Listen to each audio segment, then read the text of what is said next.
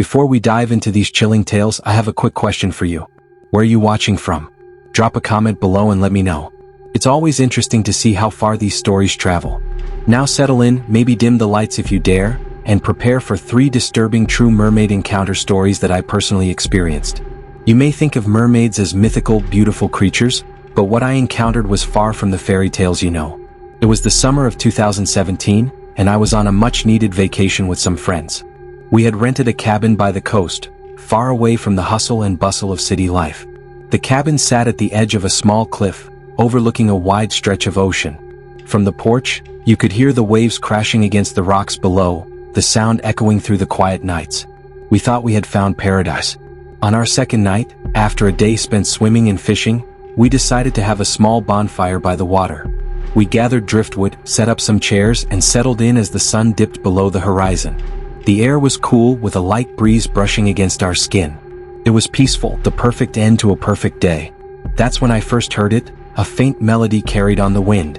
At first, I thought it was just the ocean playing tricks on my ears, but as the night wore on, the sound grew louder, more distinct. It wasn't just random noise, it was a song, haunting and beautiful. I couldn't understand the words, but it felt like it was calling to me.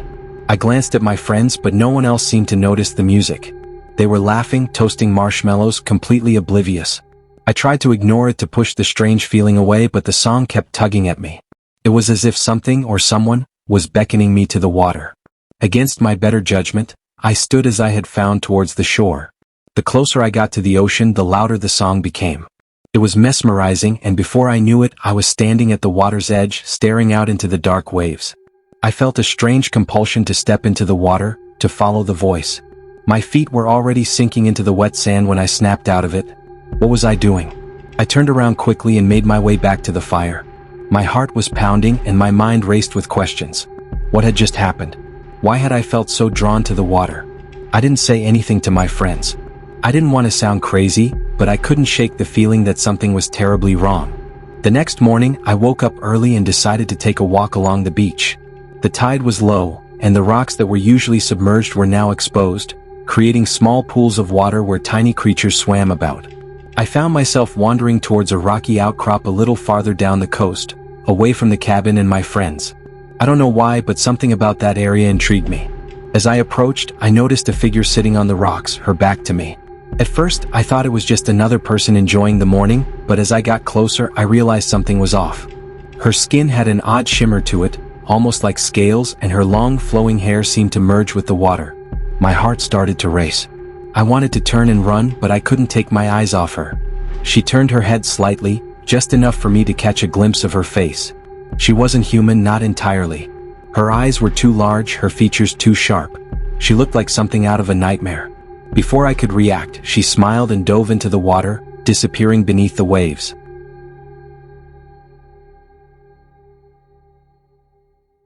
I stood there, frozen in place, my mind struggling to comprehend what I had just seen. Was it real or had I imagined the whole thing? I didn't know what to think. That night, the song returned. It was louder this time, more insistent. I tried to block it out, but it was useless. It filled my head, drowning out all other thoughts. I felt the same pull, the same urge to go to the water. But this time, I wasn't alone. My friends had noticed my strange behavior and were growing concerned. They tried to talk to me to figure out what was wrong, but I couldn't explain it. How do you tell someone that you're being lured into the ocean by a creature that shouldn't exist? Eventually, they decided to stay up with me to keep me away from the water. But the song, it was relentless. It wouldn't stop until I answered its call. Around midnight, I couldn't take it anymore. Without saying a word, I stood up and walked out of the cabin, my friends shouting after me. I don't remember much after that, just fragments. Cold water, the taste of salt, and a pair of glowing eyes watching me from the deep. I woke up in the hospital the next morning. According to my friends, they had found me unconscious on the beach, half submerged in the water. The doctor said I had suffered from hypothermia and exhaustion, but I knew that wasn't the whole story. Something had pulled me into the ocean that night, something far more dangerous than I could have imagined. We cut our vacation short and returned home. I haven't been back to that beach since, and I don't plan to. But sometimes, late at night, when the world is quiet, I can still hear that song in the back of my mind. I'll never forget the call of the deep. In the spring of 2019, I decided to take a trip to a remote coastal village in Eastern Europe. I had heard about it through a travel blog, a small, picturesque town with old stone buildings and narrow cobblestone streets. It sounded like the perfect place to escape for a while and clear my head. When I arrived, I was struck by how quiet the village was. There were people around, but they kept to themselves, their eyes downcast, moving quickly through the streets. It was as if they were afraid of something, though I couldn't figure out what. I shrugged it off, assuming it was just a cultural difference. After all, I was a foreigner in a strange land. I checked into a small inn at the edge of the village overlooking the sea. The room was quaint, with an old-fashioned charm, and the view was breathtaking. But there was something unsettling about the place. The air felt heavy, almost oppressive, and at night I could hear strange sounds coming from the water, low, mournful wails that echoed through the darkness. I asked the innkeeper about the noises, but he just shook his head and muttered something in a language I didn't understand. When I pressed him further, he became agitated and told me to stay away from the water after dark. His tone was stern, almost fearful, and it sent a chill down my spine. I decided to follow his advice for the most part, but curiosity got the better of me. One evening, just before sunset, I ventured down to the shore. The beach was deserted, the water calm and still. I wandered along the shoreline, admiring the beauty of the landscape, when I noticed something odd in the distance, a cluster of old, weathered ruins, half submerged in the water. Intrigued, I made my way over to the ruins. As I got closer, I realized that they were the remains of buildings, their stone walls worn smooth by the waves. It looked like an entire village had once stood there, now swallowed by the sea. The sight was eerie but also fascinating. I couldn't help but wonder what had happened to the people who had lived there. That night, the wailing from the water grew louder, more desperate. It sounded like someone or something was crying out for help. I tried to sleep, but the noise kept me awake, filling me with a sense of dread that I couldn't shake. I tossed and turned in bed, my mind racing with thoughts of the drowned village and the mystery that surrounded it. In the early hours of the morning, I heard a faint knocking on my window. At first, I thought it was just the wind, but the knocking persisted, growing louder and more insistent. I got out of bed and approached the window cautiously. When I pulled back the curtains, my heart nearly stopped. There, standing in the shallow water just beyond the inn, was a figure. It was hard to make out in the dim light, but I could see enough to know that it wasn't human, at least not entirely. The figure's skin was pale and slick, with webbed hands that reached out towards me. Its eyes were hollow and dark, and its mouth hung open in a silent scream. I stumbled back from the window, my mind struggling to process what I had just seen. I wanted to believe it was a trick of the light, but deep down I knew better. The village wasn't just drowned, it was cursed. The next morning, I decided to leave the village. I packed my bags and headed to the bus stop, eager to put as much distance between myself and that place as possible.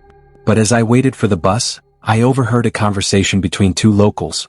They were speaking in hushed tones, glancing around nervously as they talked. I couldn't understand their language, but I caught a few words that I recognized, words that sent a shiver down my spine. Mermaid, curse and revenge. It all started to make sense.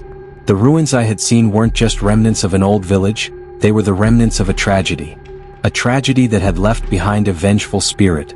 As the bus pulled up, I couldn't shake the feeling that I had been lucky to escape with my life. Whatever haunted that village wasn't done. It was still out there, waiting for the next unlucky soul to wander too close to the water. I never spoke about my experience in the drowned village. It seemed too unreal, too terrifying to share with anyone. But sometimes, late at night, when the world is quiet, I can still hear the wailing of the mermaid echoing in my mind. It's a sound that I'll never forget, no matter how hard I try. In the fall of 2020, I was working on a small fishing boat off the coast of a remote island in the Pacific. It wasn't glamorous work, but it paid the bills, and I enjoyed the solitude of the open water. The crew was small, just me, the captain, and two other deckhands. We spent our days hauling in nets and our nights anchored off the coast, far away from civilization. One evening as we were finishing up for the day, I noticed something strange in the water. It was a dark shape, just beneath the surface, moving slowly towards the boat. At first I thought it was just a large fish or maybe a shark, but as it got closer I realized it was something else entirely. The shape rose out of the water, revealing a figure with long flowing hair and eyes that seemed to glow in the fading light. It was a woman, or at least it looked like one, but there was something off about her. Her skin had an unnatural sheen to it, and her movements were too fluid, too graceful for a human. She stared at me for a moment, her eyes locking onto mine, and then she disappeared beneath the waves. I stood there, frozen in place, unsure of what I had just seen. The captain noticed my hesitation and called out to me, asking if everything was okay. I nodded, but I couldn't shake the feeling that something was very, very wrong. That night as we lay anchored off the coast, I couldn't sleep. I kept thinking about the figure I had seen in the water, replaying the encounter over and over in my mind. What was she? A mermaid? A siren? I didn't know, but I had a sinking feeling that whatever she wasn't friendly. Around midnight I heard a strange noise coming from the water, a low melodic hum that sent chills down my spine. I got out of my bunk and made my way to the deck, where I found the captain standing at the rail, staring out into the darkness. He didn't say anything, but I could tell from the look on his face that he had heard it too. The other deckhands soon joined us and we all stood there in silence, listening to the eerie song that seemed to come from nowhere and everywhere at once. It was beautiful, in a haunting sort of way, but it also filled me with a sense of dread. I knew deep down that we were in danger. The next morning we set out early, hoping to put as much distance between ourselves and the island as possible, but as we sailed farther out to sea, the weather began to change. Dark clouds gathered on the horizon and the wind picked up, turning the calm waters into churning waves. The captain ordered us to prepare for a storm, but I couldn't shake the feeling that this wasn't just a natural occurrence.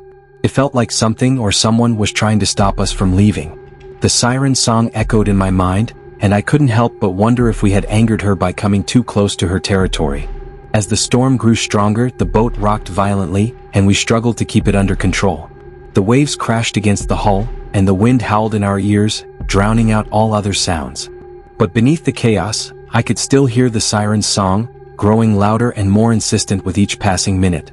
The storm raged on for hours, and by the time it finally began to subside, we were exhausted.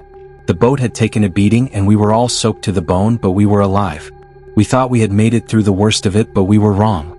As the clouds began to clear, we saw something in the distance, another boat, drifting aimlessly in the water.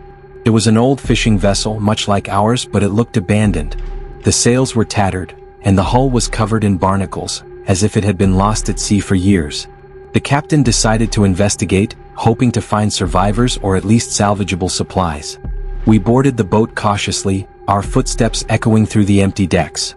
The air was thick with the smell of salt and decay, and there was an eerie silence that hung over the place. We searched the boat from top to bottom, but there was no sign of the crew. It was as if they had simply vanished, leaving everything behind. The captain found the ship's log in the captain's quarters, and as he read through it, his face grew pale. He handed the log to me and I quickly skimmed through the entries.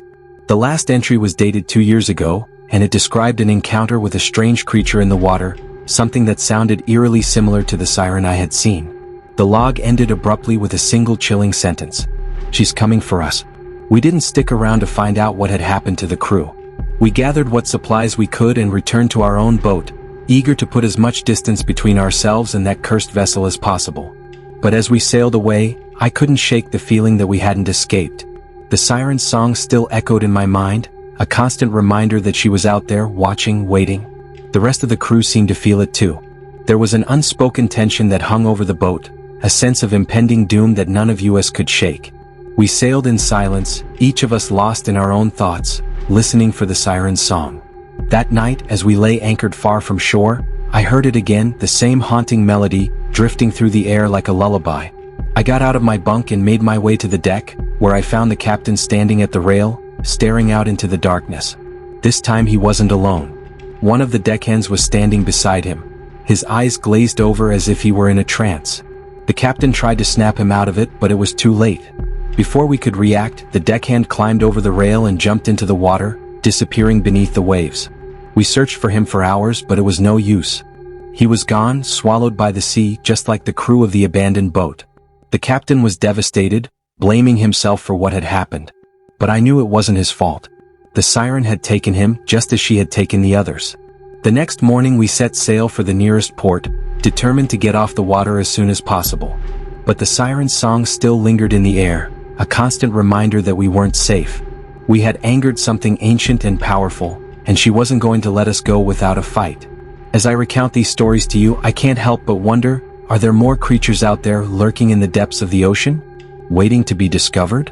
I may never know for sure, but one thing is certain, mermaids aren't just beautiful mythical creatures.